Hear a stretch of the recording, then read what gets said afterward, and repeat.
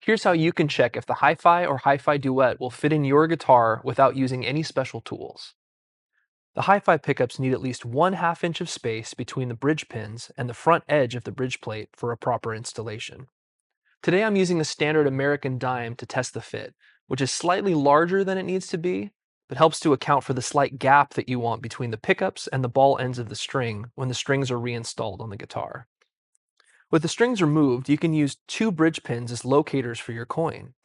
With your coin pressed up against the bridge pins, you can use your fingertips to feel for the edge of the bridge plate, making sure that your coin is not overhanging the edge.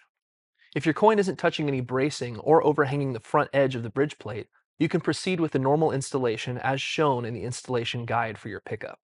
If you're installing the HiFi Duet, you'll need to test the fit of the HiFi pickups as well as the silo microphone, which can be test fit using a standard nickel.